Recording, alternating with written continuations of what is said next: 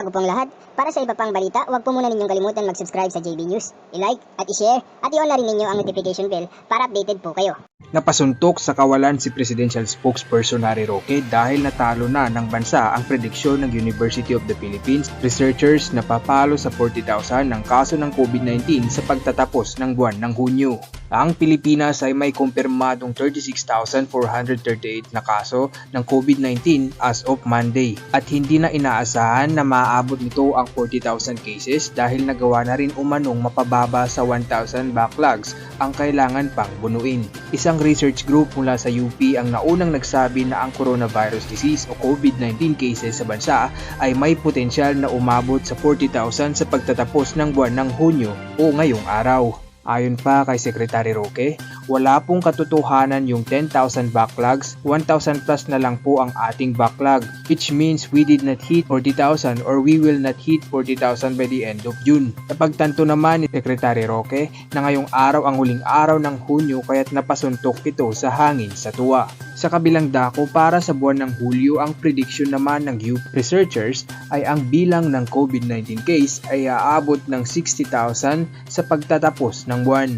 Tiniyak naman ng Malacanang sa publiko na ang pamahalaan ay in control sa sitwasyon ng COVID-19 sa bansa. Ang Pilipinas ay nanalo na sa laban sa pandemya na ito. Pinagaan ng pamahalaan noong Hunyo 1 ang quarantine restrictions sa Metro Manila at iba pang hotspots para buhay ng ekonomiya sa kabila ng patuloy na pagtaas ng kaso ng COVID-19. Samantala, inaasahan naman iaanunsyo ng Pangulo ang quarantine status sa magkakaibang lungsod at rehiyon sa bansa. Kumpiyansa si dating Ombudsman at retired Supreme Court Associate Justice Conchita Carpio Morales na magiging patas ang ulat ng anti-graft body sa investigasyon nito sa umano'y irregularidad sa pagtugon ng Department of Health sa pandemya. Maswerte umano siya na naiwan nito ang mga taong may integridad sa Office of the Ombudsman na cannot be cowed by the outside influence. Nanindigan nitong dapat ituloy ang investigasyon kahit pa pinatotohanan ni Pangulong Rodrigo Duterte ang integridad ni Health Secretary Francisco Duque III. Kamakailan sinabi ni Ombudsman Samuel Martires na iniutos niya ang motu proprio na investigasyon kay Duque at sa iba pang health officials dahil sa iba't ibang usaping may kaugnayan sa pagtugon ng ahensya sa pandemya. Bagamat tinanggap ng DOH ang investigasyon, sinabi nitong naapektuhan ang moral ng kanilang mga tauhan. Naglabas na ng kautusan ng National Telecommunications Commission o NTC na nagpapatigil sa pag-ere ng mga digital channel ng ABS-CBN.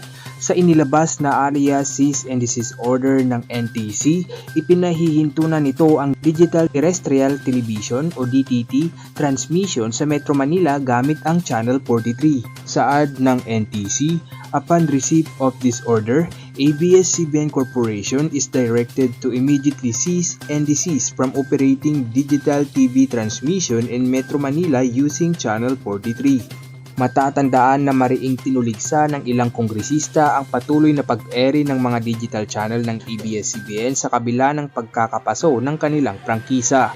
Maliban sa digital transmission ng ABS-CBN, naglabas din ng cease and desist order ang NTC sa operasyon naman ng direct broadcast satellite service ng Sky Cable Corporation na affiliated rin ng ABS-CBN Corporation. Pirmado na ang kautusan Commissioner Gamaliel Cordova at Deputy Commissioners Edgardo Cabarrios at Delilah Delis. Can you allow Attorney Maxim please to elaborate? I don't want to talk to a lawyer, I want to talk to a production person. Okay. Yun talaga nandun.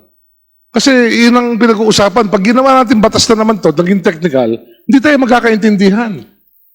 Sa mga katulad po ng ating mga independent contractors. Ako ho, lagi ako nasa ABS-CBN nung araw, pumapasok ako dyan sa News and Current Affairs, ini-interview ako nung araw pa.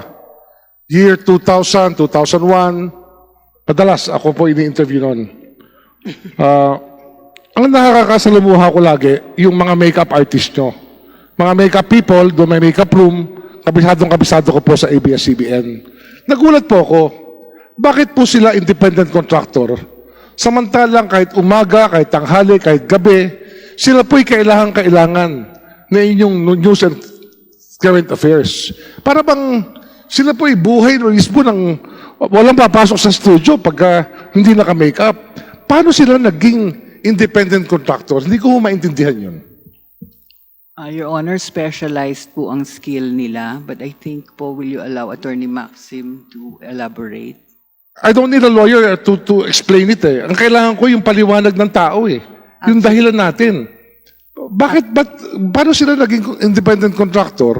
Eh yung mga taong ito, yun na talagang pagpasok nyo, paglabas nyo, pag may i-interviewin, pag may bisita, yung mismo mga anchor nyo, sila mismo nagpapang-makeup doon. Kung wala sila, walang gagawa. Paano sila naging independent contractor? Your Honor, as I said earlier, they have a specialized skill po. That's why they're considered as self-employed po. Kung very, very familiar ho kayo sa tasking ng bawat tao, Ms. Vidanes, tama ho yun? Sa tagal ko po sa industriya, I started as a production assistant. Yes, and you are the Medyo Chief Financial kabisado. Officer of Medyo ABS-CBN, Ms. kabisado Vidanes? Pardon, Your Honor. Kayo po ang Chief Financial Officer? Hindi po. Ano ang posisyon nyo sa ABS-CBN? I'm Chief Operating Officer po for broadcast. Chief Operating Officer for Broadcast. Yes po, Di Your parang ano Honor. na kayo nun? Kayo talaga ang nagpapatakbo ng day-to-day activities ng ABS-CBN. Actually po, I lead and oversee the programming of Channel 2. I also po manage the content development of all our programs. Sino hong our gumagawa ng entertainment cost cutting programs. sa ABS-CBN? Para mag-cut ho ng cost, sino hong gumagawa sa inyo ng cost cutting? Kami rin po, Your Honor. Sino nga? I want to know, give me 4 names, 3 or 4 names. Kung pwede, yun nandito, o kaya yung wala dito, yung importante talaga sa cost cutting. Yung cost cutting po, Your Honor, is a collaborative effort po. of, Hindi na, let's not beat around the officers. bush. There's usually 3 people talking about it, then they do it. Bale, ako po, our finance officers po, our higher management po, and our, I think that's it. Our production people po, our head of entertainment production po. Sino ang head ng entertainment production? Si Laurenti Jogi po. Lauren Jogi po. You speak clearer, kasi... Lauren Jogi po, Your Honor. Lauren Jogi. Laurenti Jogi po. So, itong problema ng ABS-CBN ngayon sa labor is because of cost cutting. Am I correct? You know, Your Honor, it's not because of cost cutting. As I explained po, even yesterday po, that we take care of our people. That's precisely why we gave them contracts as program employees with all the benefits po. Ito kasi, no? Ito, ako kasi practical na tao lang ako, no? Opo. Of course, I studied my law 33 years ago. Marami ng pagbabago sa desisyon ng Korte Suprema. Pero, yung necessary and desirable is still a test. Kung tutuusin natin, a practical test kung ang tao ay dapat maging regular employee. Would you agree or disagree with that, Ms. Vidanes? Disagree, Your Honor. I think, Your Honor, can you allow Attorney Maxim please to elaborate? I don't want to talk to a lawyer. I want to talk to a production person. Okay Yun talaga po. nandun. Kasi yun ang pinag-uusapan. Pag ginawa natin batas na naman to, naging technical, hindi tayo magkakaintindihan. Ay, hindi naman po technical ang magiging Well, anyway. explanation niya. If you don't want to speak that language, so be it. Kung ayaw nyo sagutin, tatanungin ko na lang sila. Kung ayaw nyo sagutin yung tanong ko, itatanong ko na lang sa mga taong naapektuhan na inyong policy sa cost cutting. Mr. Mendoza, no? Mr. Mendoza, would you agree with me, kayo ba'y naniniwala na sa pagtitipid ng ABS-CBN kayo nadali? Opo. Ano ang pagtitipid ng kanilang ginawa? Yun nga po. Example po, yung pag-abroad, pagka-shooting namin sa abroad, na dapat ay 6 na katao o 7, kasi marami po kaming equipment na dala. Ang mangyayari, 3 lang po kaming lumalakad. Ilang beses nangyari ito? Maraming beses po. Ilang beses po ako nakapag-abroad eh. Mula pa... Saan ka nakapunta? sir? Mr. Mendoza. Sa Asia po, China, Hong Kong, Thailand, Vietnam, Malaysia. Tapos sa Korea, Barcelona, Paris, France. Pero hindi kayo naging regular na empleyado, kahit ganun po ang trabaho nyo. Po? Hindi kayo naging regular employee kahit kailan. Hindi po. Contractual po kayo. Hindi naman po masasabing dalawa lamang po kami pinirma ang kontrata eh. Ever since po nang pumasok kami dyan eh. Hindi po kami independent contractor. Kayo naman, Mr. Payonan. Your Honor, Payonan. ganun din po. Pero hindi naman po ito abroad, pero Mindanao. Yung regular cameraman na partner ko ron, siya kompleto ng benepisyo. Within 1 month na minsan halos 1 buwan kaming nandoon, kompleto benepisyo niya. Ako po, bilang talent, isa rin ho na nag-trigger sa akin mag-file ng case. Kasi nung kumuha kami ng sweldo, kumuha po kami ng sweldo. Kasi ang regular employee, syempre, mas malaki ang sinweldo niya. Pero ako, sumweldo lang ako by that day na kung magkano rate ko sa 1 buwan, which is 14,000 lang. Without hazard pay, without night differential, maraming kulang nung mga panahon na yun. Panahon po yun nung tatakbong Vice President si Noli De Castro. Tapos, instead na dapat mga 3 tao kami, ako lang ang nagpe-perform nung maglatag ng kable, magbuhat ng sarili kong tripod, mag-set up ng gamit, at the same time ako pang magkakamera. Bakit ho, ano ho ang inyong nakikitang dahilan kung bakit ayaw po nila kayong gawing regular employee?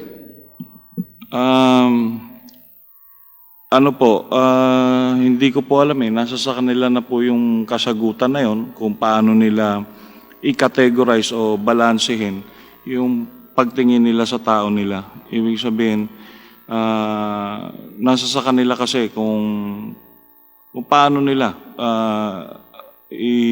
nire-rate yung tao nila na para gawing regular. So, yun po. How many cameramen do you have in ABS-CBN Productions? Your Honor, may I just check the exact number? I do not po. Please check. The exact number. Can somebody give you a figure? Opo, here po. Mr. Nepomuceno? No po. Ito po, kinukuha lang po ni Ms. Nilda, Your Honor.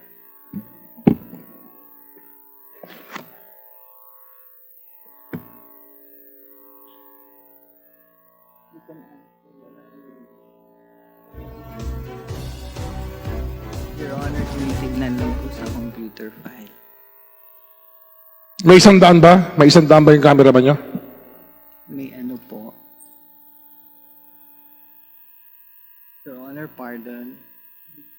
Aabot daw po ba ng 100 o ng 100 yung inyong cameraman? Po.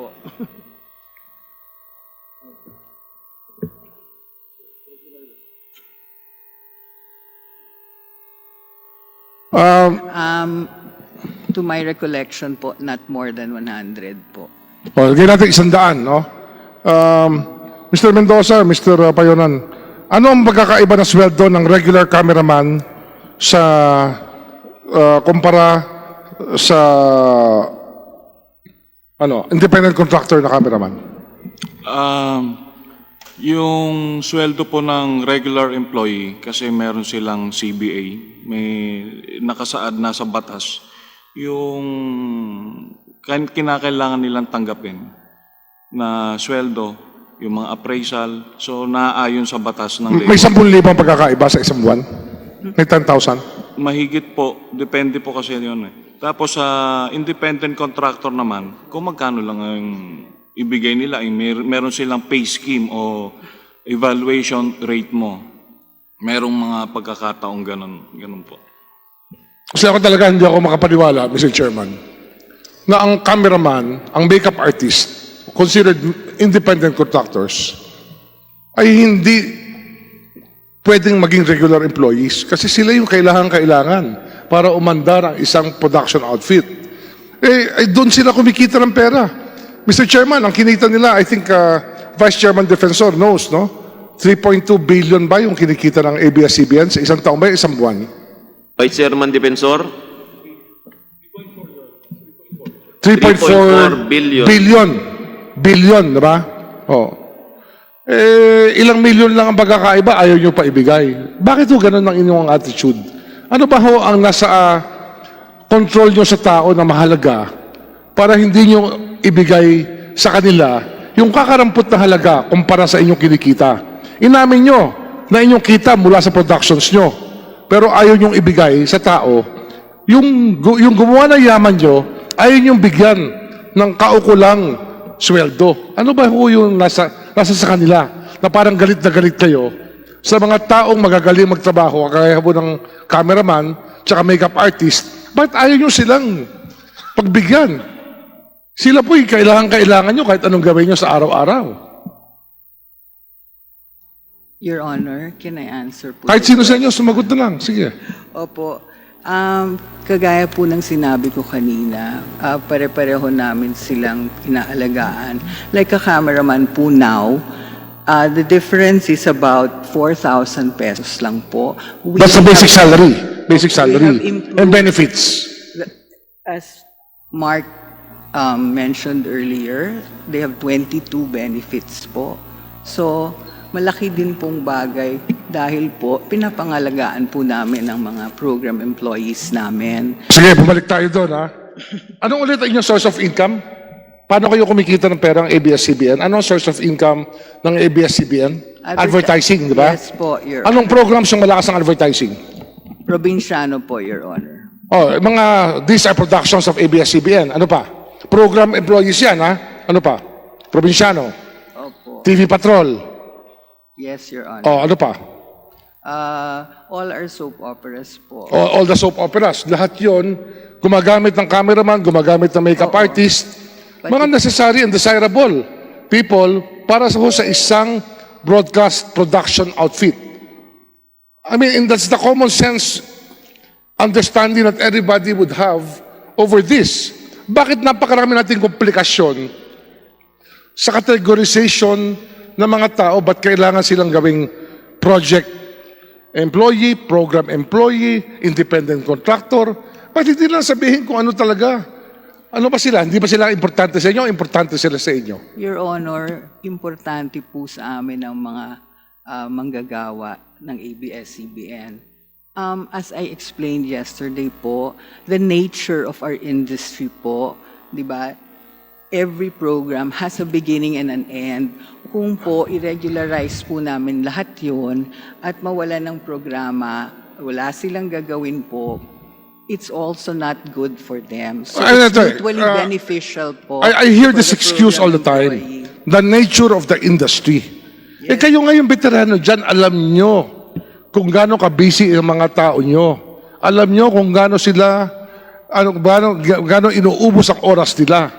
Kagaya niyan, ang pangarap ng isang empleyado, tama, kagabi, umalis ako na mas maaga, pinakikinggan ko lahat ng pinasabi dito.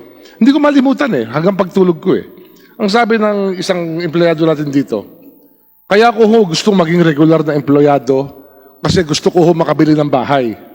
Wala magbebenta ng bahay sa akin na hulugan pag wala akong regular status as an employee. Napakahirap ba unawain yung pangarap ng isang padre de pamilya na makabili ng bahay para sa kanyang pamilya? O yun po'y hindi nyo tinuturing na mahalaga para sa inyong kapamilya yon? Mahalaga po, Your Honor. We have program employees po who have contracts, and these contracts are able to help them find or buy homes also po. Mr. Chairman, in these hearings, especially about ABS-CBN franchise and these labor problems that have been bruited about because of this controversy, ang lagi pong sinasagot ng ABS-CBN ay because of the nature of the industry. But the nature of the industry is there for us to perfect and to correct. It's not because the nature is of this manner that we succumb to the temptations that befall many of those who are in power in the private sector. Mr. Chairman, obvious ba? Ang kinikita ho ng top management ng ABS-CBN, ilang libong doble sa kinikita ng kanilang mga independent contractor, ang kanilang mga casual. Bakit napakahirap pong isipin sa kanila na iayos ang sistema, wag nilang gawing dahilan yung nature ng industry. Ang nature po ng industry, sila ho nagdidikta. Sila ho yung leader ng industriya. Sila po nagdi-define ng industriya. Bakit ayaw po nilang gawin yung nararapat na ibigay sa kanilang mga empleyado na mahusay naman ang pagtatrabaho at yun nga ang nagbibigay ng kita sa advertising na siyang nagiging source ng kita ng ABS-CBN. Ang buhay po ng ABS-CBN nasa advertising. Ang advertising, nakukuha lang yan sa mga programang sila mismong gumagawa. Gawa po ng mga manggagawa. Pero ayaw ho nilang kilalanin yung halaga ng manggagawa. Mas mahalaga sa kanila, bilangin yung pera nila sa bangko at paramihan sila ng kotse, pagandahan sila ng bahay, at nawala na ho yung halaga na maggagawa. Maraming salamat po, Mr. Chairman. I would just like to tell my story quick lang, very quick lang. Sometime late of December of 2019, I've worked with ABS, no, with DZMM specifically, more or less mga 17 years as anchor of Showbuzz. It is an entertainment show in the evening, Mondays through Fridays, dyan sa DZMM Teleradyo. Late of December last year, no, 2019, ay pumutok kasi yung balita that si Nadine Lustre at saka si James Reid ay naghiwalay. Okay? So since medyo matagal bago nagkaroon ng ganung ingay sa magka-love team, syempre we carried that story in my program. So we talked about it kasi syempre si James kasi left Viva na, so si Nadine naiwan sa Viva. So para bang maraming issues, no? At saka alam namin nagsasama na yung dalawa, tapos finally daw ay hiniwalayan na siya ni James Reid. So kami naman, sige lang, we just carried that story until December 30 nang may lumabas na headline sa Bulgar newspaper kung saan sinabi ni Nadine na magpapakamatay siya pag iniwan siya ni James Reid. So kinagabihan, no, of December 30, I discussed that in our program. In fact, pinangalanan ko si Nadine because, you know, I like that girl. Ang sabi ko sa kanya, that's not the way to handle a heartbreak. Sabi ko, hindi mo kailangang magpakamatay. Unang-una, you're a beautiful girl, may pangalan ka, at saka it's against the law of God and the law of the land. So, gano'n, pinangaralan ko lang kasi I like her. At saka, natural, kasama sa trabaho namin yan. So, ngayon, days passed, at marami nang lumabas, para bang lumalabas na gumagawa lang talaga ng ingay si Nadine. Yun ang interpretasyon ng ibang writers. So, natapos ang New Year, January 6, no? Monday, ay nagradyo ako. Pero weekend before that, Saturday, Sunday, naglabas ng tweet si Miss Nadine Lustre against our colleague Ricky Lo. Si Ricky Lo kasi is a revered journalist, no? Siya pong editor ng Philippine Star. So, ginagalang namin yan. So, para bang hindi ko nagustuhan ang tabas ng dila ni Nadine doon because parang nababastos. Alam mo yan, parang masyadong marahas ang bira niya kay Mr. Ricky Lo. So, ang ginawa ko, pinangaralan ko siya ulit sa program. Sabi ko, that's not the way also to handle these kinds of issues. Dapat doon you should have reached out to Ricky Lo and air your side of the story. Hindi yung ilambas mo siya ng ganun-ganun. Because senior kami eh. Kumbaga sabi ko, if you do this to Ricky Lo, you could do this to everyone. So ngayon, may mga pictorials kasi siya earlier, mga days earlier, na may mga pictorials siya doon sa may building na naka-bikini, tapos may mga hugot lines kay James Reid. Nag-play ako with words. Ang sabi ko, kung gusto mo lang naman palang pag-usapan, eh di sana tumalong ka na lang sa building. That was stressing a point, but I'm not saying na magpakamatay ka. Okay. 2 days after, I received a call from my station manager, si Miss Mara Capuyan sa DZMM. At ang sabi niya sa akin, tumawag doon sa kanya si Miss Jean Reyes, ang aming head sa Integrated Current News and Current Affairs Department ng ABS, who was abroad then, na galit daw because tinag daw siya ng mga fans na I was promoting suicide, which is not true. Okay, pagpalagay natin na medyo mali ang pagkasabi ko. I have to admit na sabi ko, okay, I also felt sorry for that. Sinabi nila, inutusan nila ako to apologize. Okay? To apologize to Nadine Lustre at i-carry nila sa 4 o'clock na news ng DZMM Teleradyo that day. That was January 8. Ako naman, I willingly issued a public apology at yun nga, in-air nga ng DZMM at other news programs. The day after, tinawagan na ulit ako ng aking station manager na burahin ko yung post ko sa Facebook na pinangangaralan ko si Miss Nadine na huwag siyang ganun kay Ricky Lo. Kumbaga, yung ganun tipo, it has nothing to do with DZMM. Pinatawag niya ako ng meeting ng January 10 Friday, the next day, at 2 p.m. Kasi yung sabi lang naman sa akin, pinagawa ko ng public apology to appease daw the fans. Kasi alam mo naman sila, takot yata sila sa mga fans eh. So, Friday came, pumunta ako sa office, nagkwentuhan kami ni Miss Mara Capuyan, and after that, she handed me a letter, this letter, for me to sign. Sabi ko, ano po yan? It's a indefinite suspension letter with no pay. Sabi ko, talaga? So parang pinapunta mo ako rito para to sign this? Tapos ang ginawa, tinignan ko, may nakita ako rito kasing isang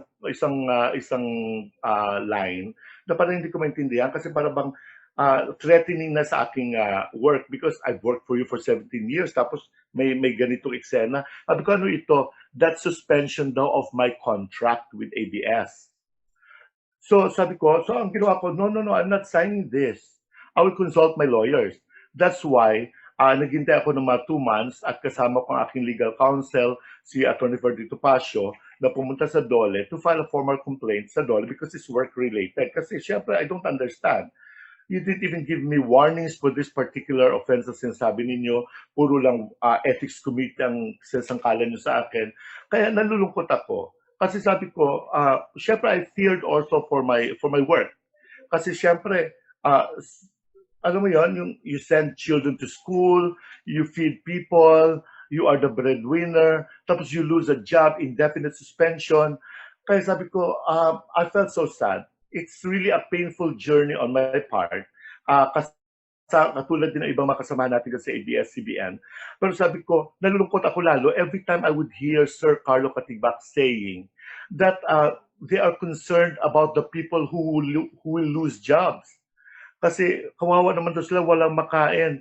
But how about us? Diba? Paano kami? Naisip nyo rin ba kami? Diba? Napaka-harsh ng inyong desisyon. Napaka-cruel ninyo. Sabi ko nga, nalulungkot ako because this is a sign of parang kapamilya tayo, but you are so heartless. Hindi nyo mula ako binigyan ng pagkakataon na etong letter, you want me to explain? Hindi pwede kasi andito na nakasaad that you're suspending my contract. You all have the right. Kaya yun ang sabi ko. Sabi ko nga, I may not go back to you anymore, but I will fight for this also kasi hindi rin siguro biro that I've worked for you for more than 17 years.